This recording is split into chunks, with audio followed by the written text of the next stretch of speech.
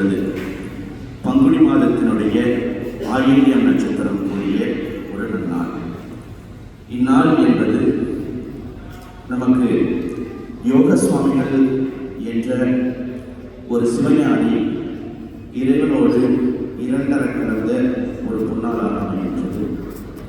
இறைவனுக்கு உருவம் எதுவும் கிடையாது, இறைவனுக்கு பெயர் எதுவும் கிடையாது, இறைவனுக்கு ஊர் எதுவும் கிடையாது. ஒரு நாமம் ஒரு உருவம் ஒன்றுமிலான் என்று திருமுறைகள் பெருமானை போற்றுகின்றது. அப்படிப்பட்ட பெருமான் நமக்கு ஒருவேளை காட்சி கொடுக்க வேண்டும் என்று எண்ணினான் என்று சொன்னால், நம்மை ஆட்கொள்ள விரும்பினான் என்று சொன்னால், அவனாகவே வந்துவிட்டான் என்றால் நம்மால் அறிந்து கொள்ள முடியாது. எடுத்துக்காட்டாக, மானும் மழுவும் தாங்கி புலித்தோலை ஆடையாக கொண்டு சுழாயுதம் ஒன்று கையில் வைத்துக் கொண்டு அரவத்தை கழுத்தில் கொண்டு எண்பு மாலைகளோடு பெருமான் நம் எதிரே தோன்றி வந்தான் என்று சொன்னால் நாம் அதை உணர்ந்து கொள்ளும் பக்குவநிலையே இல்லை. அவரை நாம் கடவுளாகவே முதலில் ஏற்றுக்கொள்ள மாட்டோம்.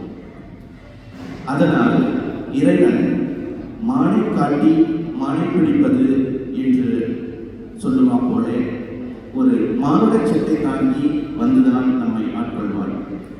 அவ்வாறாக நம்மை வந்து ஆட்கொள்ளக்கூடிய நிலையில் சைவ சமயத்தை சார்ந்து ஒழுகின்ற நாம் 63 நாயன்மார்களையும் மாணிக்கவாசகர் பிறந்ததையும் இன்னபிற சைவ அடியார்களையும் தெரிவித்திருக்கலாம்.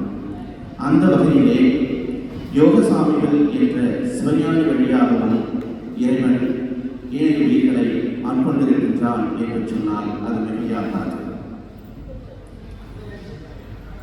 இந்த உலகத்தில் சிவாலயங்கள் பல இடங்களிலே உள்ளன. குறிப்பாக தமிழ்நாட்டில் பல சிவாலயங்கள் உள்ளன. உயர் இலங்கை என்னும் மண்ணிலே திரு கேதீச்சரம், திரு கோணமாமலை போன்ற சிவதலங்களை தன்னிடத்தை அடக்கிய அந்த உயர் இலங்கை மண்ணிலே யோகசாமிகள் என்ற ஒரு சிவஞானி 150 ஆண்டுகளுக்கு முன்பாக திரு அவதாரம் செய்கின்றார். அவருடைய தந்தையார் அம்பலவாணர், தாயார் சின்னாட்சி அம்மை.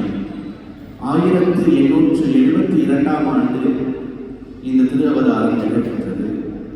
பிறந்த பிள்ளையை பேணி வளர்க்கும் அன்னை தன்னுடைய தலைவனாகிய சிவபெருமானுடைய திருநாமமாகிய சதாசிவன் என்ற திருநாமம் சூட்டி அந்த பிள்ளையை பேணி வளர்க்கின்றார். தந்தை வியாபாரம் காரணமாக குடும்பத்தோடு இல்லாமல் சற்று தொலைவில் இருந்து குடும்பத்தை நடத்தி வருகின்றார். சில காலம் தாயாருடைய அரவணைப்பில் வாழ்ந்த சதாசிவன் என்ற அந்த ஞானி ஒரு கட்டத்தில் தாயாருடைய மறைவுக்கு பிறகு தந்தையாருடைய சேவை காரணமாக தன்னுடைய சித்தியினுடைய வளர்ப்பில் வளர ஆரம்பிக்கின்றார். முத்துப்பிள்ளை சின்னையா என்ற தம்பதியினர் இந்த 10 வயது குழந்தையை எடுத்து வளர்த்து வருகின்றனர். வழமை போல் அவரை கல்லூரியில் சேர்ப்பதற்கு ஆயத்தமாகின்றனர்.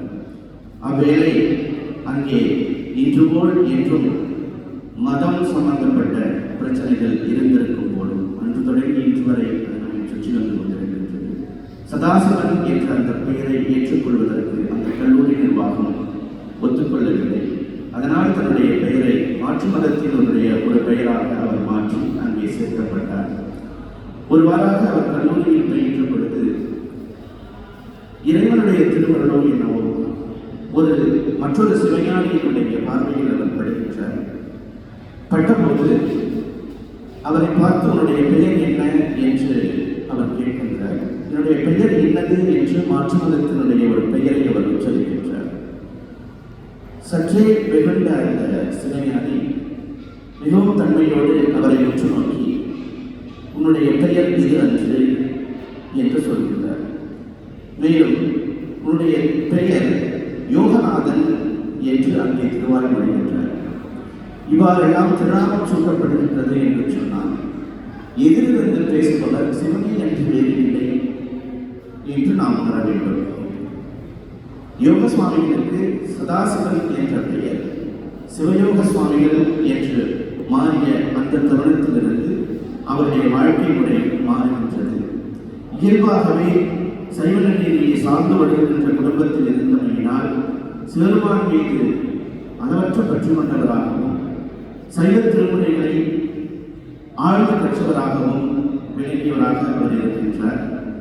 தாய்மானவர் சுவாமிகளுடைய பாடல்களை வெகுவாக படித்து உணர்ந்திருக்கின்றார். உயர்ந்த நிலையிலே இருந்த அவரை ஒரு சிவஞானி உன்னுடைய பெயர் யோகநாதன் என்று ஆட்கொண்ட பிறகு அந்த சிவ பெருமானின் மீதான அன்பு வேட்கை அதிகரிக்கின்றது. அவர் நல்லூர் தேரடியிலே சென்று சில காலம் வாழ்கின்றார்.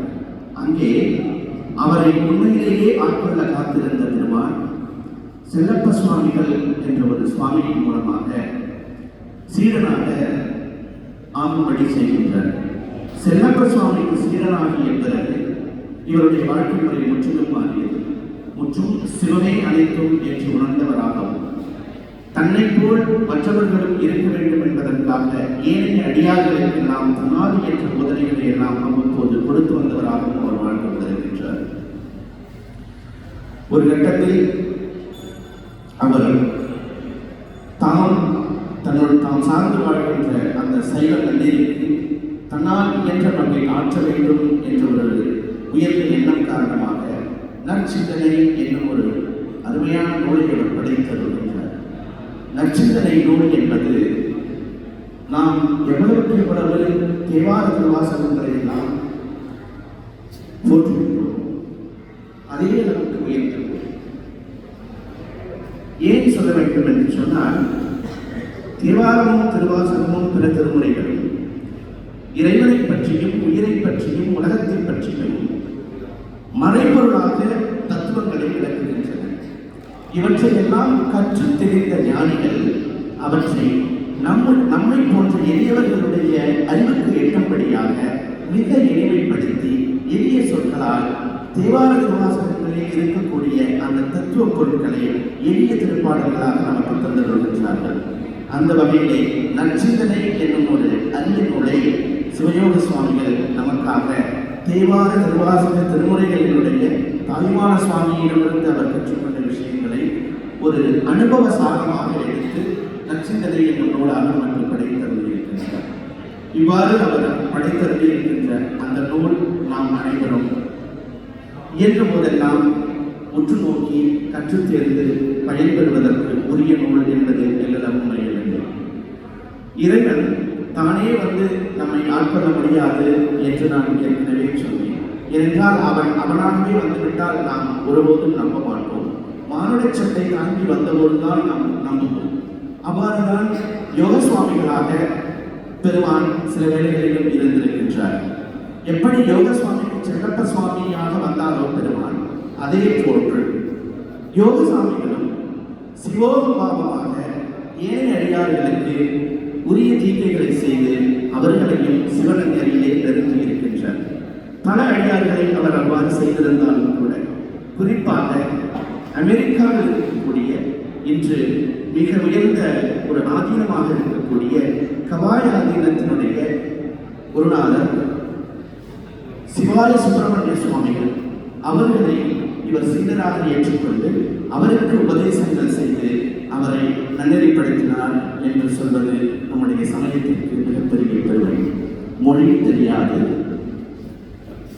மற்ற கலாச்சாரம் பண்பாடு இது எதுவுமே தெரியாத ஒரு குலத்தில் பிறந்த ஒரு குழந்தை தவப்பயனால் பெருமானை அறிய வேண்டும் என்ற வேட்கையுடையதாக இருந்திருக்கின்றது.